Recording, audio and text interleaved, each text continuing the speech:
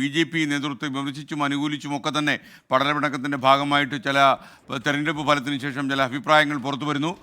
എന്നാൽ ബി.ജെ.പി ആണ് ഏറ്റവും ഈ കാര്യത്തിൽ ഒരുപക്ഷെ ഏറ്റവും വലിയ അഭിപ്രായ വ്യത്യാസങ്ങൾ ഉയർന്നു വരുന്നത് എന്നും പരക്കെ വാർത്തകൾ വരുമ്പോൾ ശ്രീജിത്ത് പണിക്കർ കൂടി നമുക്കൊപ്പം ചേരുകയാണ്. Sreejith Panicker, good morning. ശരിക്കും നമുക്കറിയേണ്ട ഒരു കാര്യം, ഒരുപക്ഷെ ബി.ജെ.പിയുടെ സംസ്ഥാന നേതൃത്വത്തിന് ഈ തെരഞ്ഞെടുപ്പ് ഫലങ്ങൾ തലവേദന ഉണ്ടാക്കുമോ? Good morning SKN. തീർച്ചയായിട്ടും ആ തലവേദന ഉണ്ടാക്കി തുടങ്ങിയിട്ട് ഉണ്ട് എന്നാണ് ഞാൻ മനസ്സിലാക്കുന്നത്. കാരണം ബി.ജെ.പിക്ക് ഈ തെരഞ്ഞെടുപ്പിൽ ഒരുപക്ഷെ പിഴച്ചു തുടങ്ങിയത് അവരുടെ സ്ഥാനാർത്ഥി നിർണയം മുതലാണ്. സ്ഥാനാർത്ഥി നിർണയം പ്രത്യേകിച്ച് പാലക്കാട്ടേക്ക് വരുമ്പോൾ കഴിഞ്ഞ ഒരു തെരഞ്ഞെടുപ്പ് നോക്കിക്കഴിഞ്ഞാൽ അവർക്ക് നഗരസഭാ മേഖലകളിൽ ഏറ്റവും കൂടുതൽ ഭൂരിപക്ഷം കിട്ടുന്ന ഒരു 7 റൗണ്ട് കഴിയുമ്പോൾ 6000-ലധികം വോട്ടുകളുടെ മേൽക്കൈ കിട്ടുന്ന ഒരു സ്ഥലത്ത് കഴിഞ്ഞ ലോക്സഭാ തെരഞ്ഞെടുപ്പിൽ കേവലം 500-ൽ താഴെയായിട്ട് ആ ലീഡ് കുറയുന്ന സമയത്ത് തന്നെ സ്ഥാനാർത്ഥിയോടുള്ള സ്വീകാര്യത, നഗരസഭാ മണ്ഡലങ്ങളിൽ ബി.ജെ.പിയുടെ ഗ്രിപ്പ് നഷ്ടപ്പെടുന്നു തുടങ്ങിയ കാര്യങ്ങളെ പറ്റി അവർ മനസ്സിലാക്കണമായിരുന്നു. അപ്പൊ അതുകൊണ്ട് തന്നെ ഇത്തവണ സ്ഥാനാർത്ഥി നിർണയം വന്നപ്പോൾ പാലക്കാട് അവരുടെ A ക്ലാസ് മണ്ഡലമായിരുന്നപ്പോൾ അവിടെ കുറച്ച് പിണക്കങ്ങളൊക്കെ അല്ലെങ്കിൽ മറ്റ് പരാമർശങ്ങളൊക്കെ ആൾക്കാരുടെ ഭാഗത്തു നിന്നുണ്ടായപ്പോൾ അതിനെ പരിഗണിക്കുന്നതിന് പോലും ബി.ജെ.പിയുടെ സംസ്ഥാന നേതൃത്വം തയ്യാറായില്ല. പകരം അവരുടെ സീസൺഡ് ആയിട്ടുള്ള കാൻഡിഡേറ്റിനെ അവർ വീണ്ടും ഇറക്കുന്നു. പിന്നീടാണ് മറ്റു വിഷയങ്ങളൊക്കെ തന്നെ ഒരു ചെയിൻ റിയാക്ഷൻ പോലെ ഉണ്ടാകുന്നത്, സന്ദീപ് വാര്യർ വിഷയമടക്കം.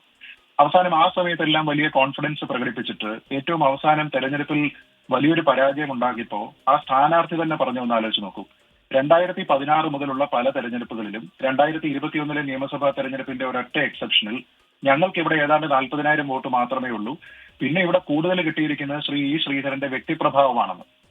അപ്പോൾ ആ സ്ഥാനാർത്ഥി ഇൻഡയറക്ട്ലി പറയുന്നത് പാലക്കാട് ബി.ജെ.പിക്ക് വലിയ ഗ്രിപ്പൊന്നുമില്ല, ഇത്രയൊക്കെ തന്നെ ഉള്ളൂ ഞങ്ങളുടെ പരമാവധി, ഇതിന് മുകളിലേക്ക് വരണമെങ്കിൽ വ്യക്തിപ്രഭാവമുള്ള ഒരു സ്ഥാനാർത്ഥി വേണമെന്ന് അദ്ദേഹം തന്നെ കൺസീഡ് ചെയ്യുകയാണ്. അത് അദ്ദേഹത്തിന് തന്നെ അറിയാമായിരുന്നുവെങ്കിൽ പിന്നീട് എന്തുകൊണ്ട് മറ്റൊരാളിനെ അവരിവിടെ പരിഗണിച്ചില്ല എന്നുള്ള ചോദ്യം വളരെ പ്രസക്തമാവുകയാണ്. അപ്പോൾ വ്യക്തിപ്രഭാവം മാത്രമാണ് എങ്കിൽ സുരേഷ് ഗോപിയുടെ കാര്യത്തിൽ തൃശ്ശൂരിലും അങ്ങനെ തന്നെ പറയാൻ കഴിയുകയുള്ളൂ. കാരണം തൃശ്ശൂരിൽ സുരേഷ് ഗോപി മത്സരിക്കുന്നതിന് മുമ്പ് ഇതേപോലെ തന്നെ ബി.ജെ.പിക്ക് വോട്ട് കുറവായിരുന്നു. അത് കൂടുതലാക്കുകയും അത് പരാജയപ്പെട്ട 1-2 തവണ അതിനുശേഷം അത് ജയത്തിലേക്ക് കൊണ്ടുവന്നിരുന്നതും സുരേഷ് ഗോപിയുടെ വ്യക്തിപ്രഭാവമാണ്, അല്ലാതെ പാർട്ടി നേടിയിരിക്കുന്ന പൊളിറ്റിക്കലായിട്ടുള്ള നേട്ടമല്ല എന്ന് സമ്മതിക്കുന്നതിന് തുല്യമാണ്. ഞാൻ പറയുന്നത് ഇങ്ങനെ ഒരു രീതിയിലത്തേക്ക് പ്രതികരിക്കുന്ന നേതൃത്വമുള്ള സ്ഥാനാർത്ഥികളുള്ള ഒരു പാർട്ടിയെ സംബന്ധിച്ചിടത്തോളം അവർക്കൊരു കെട്ടുറപ്പില്ല എന്നുള്ളത് വ്യക്തമാണ്. ഇന്ന് തന്നെ ഇപ്പൊ പല ആൾക്കാരുടെ നമസ്കാരം, ഗോപികൃഷ്ണനാണ്. അതിന്റെ ഇടയിൽ ഞാനൊരു ചോദ്യം ചോദിക്കട്ടെ. 2016-ൽ 18.86% ബി.ജെ.പിയുടെ വോട്ട് ബേസ് പാലക്കാട് 29.08% ഉയർത്തി ശോഭാ സുരേന്ദ്രന്റെ സ്ഥാനാർത്ഥിത്വത്തിൽ. അതിനുശേഷം താങ്കൾ പറഞ്ഞതുപോലെ ഈ ശ്രീധരൻ മത്സര രംഗത്ത് വന്നപ്പോൾ അത് 35.34% വീണ്ടും ഉയർന്നു. അതായത് ഷാഫി പറമ്പിലുമായി വെറും 3% വ്യത്യാസത്തിലാണ് ഈ ശ്രീധരൻ തോറ്റത്.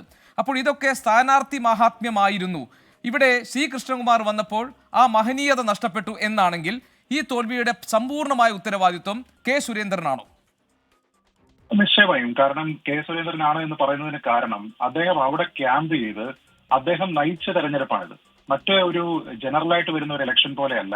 ഇത് വളരെ ഫോക്കസ്ഡ് ആയിട്ടുള്ള തെരഞ്ഞെടുപ്പാണ്. 3 ഉപതെരഞ്ഞെടുപ്പുകൾ നടന്നു, 2 നിയമസഭയിലേക്കാണ്. അതിൽ തന്നെ ചേലക്കരയിൽ അദ്ദേഹം എത്ര സമയം സ്പെൻഡ് ചെയ്തിട്ടുണ്ട് എന്നും പാലക്കാട്ട് അദ്ദേഹം എത്ര സമയം സ്പെൻഡ് ചെയ്തിട്ടുണ്ട് എന്നുള്ളത് നോക്കുക. പാലക്കാട്ട് ബി.ജെ.പിയുടെ ഭാഗത്തു നിന്ന് വന്നിരിക്കുന്ന പൊളിറ്റിക്കലായിട്ടുള്ള പ്രസ്താവനകളായിക്കോട്ടെ, പത്രസമ്മേളനങ്ങളായിക്കോട്ടെ, ഇതെല്ലാം തന്നെ സുരേന്ദ്രൻ നേരിട്ട് നയിച്ചതാണ്. അങ്ങനെ സ്ഥാനാർത്ഥിയെ ജയിപ്പിക്കുന്നതിന് വേണ്ടി സംസ്ഥാന അധ്യക്ഷൻ തന്നെ ക്യാമ്പ് ചെയ്ത് കൊണ്ടുപിടിച്ച പ്രചരണം നടത്തിയതിനു ശേഷം അവസാനം പരാജയപ്പെടുമ്പോൾ അവരുടെ ഭാഗത്തു നിന്ന് വരുന്ന ന്യായീകരണങ്ങൾ നോക്കൂ. ഒന്ന്, ജില്ലാ നേതൃത്വത്തിന്റെ ഭാഗത്തു നിന്ന് ജില്ലാ പ്രസിഡന്റ് ഇന്നലെ പറയുകയാണ് ഈ തോൽവിയുടെ ഉത്തരവാദിത്തം ജില്ലാ നേതൃത്വത്തിനാണ് എന്ന്. അപ്പൊ എന്തുകൊണ്ടാണ് സംസ്ഥാന പ്രസിഡന്റ് അവിടെ ക്യാമ്പ് ചെയ്ത് നയിച്ചത് എന്ന ചോദ്യത്തിന് മറുപടിയില്ല. സംസ്ഥാന പ്രസിഡന്റ് പറയുകയാണ് ബി.ജെ.പിയെ സംബന്ധിച്ചിടത്തോളം പൊതു തെരഞ്ഞെടുപ്പുകളിൽ വോട്ട് കുറയുക എന്നുള്ളത് ഒരു പ്രതിഭാസമാണ്, അതുകൊണ്ട് ഇതിൽ പുതുതായിട്ടൊന്നും സംഭവിച്ചിട്ടില്ല എന്ന്. അങ്ങനെയാണെങ്കിൽ തൊട്ടപ്പുറത്ത് ചേലക്കരയിൽ നടന്നിരിക്കുന്നതും ഉപതെരഞ്ഞെടുപ്പാണ്, നിയമസഭയിലേക്കുള്ള തെരഞ്ഞെടുപ്പാണ്. പക്ഷെ അവിടെ ഇദ്ദേഹം കാര്യമായി പ്രയത്നിക്കാത്ത സ്ഥലത്ത് താങ്കളുടെ നിരീക്ഷണത്തിൽ നിന്ന് ഞാൻ ഈ കാര്യങ്ങൾ മനസ്സിലാക്കുന്നു. അതായത് സംസ്ഥാന നേതൃത്വത്തിന്റെ പിഴവ് സ്ഥാനാർത്ഥി നിർണയത്തിൽ ഉൾപ്പെടെ ഉണ്ടായിട്ടുണ്ട്. അതാണ് ഈ തോൽവിക്കുള്ള പ്രധാനപ്പെട്ട കാരണം, അല്ലെങ്കിൽ ഈ വലിയ വോട്ട് ചോർച്ചയ്ക്കുള്ള പ്രധാനപ്പെട്ട കാരണം. ശ്രീജിത്ത് പണിക്കർ രാഷ്ട്രീയ നിരീക്ഷണമാണ് നമ്മളോട് സംസാരിച്ചത്.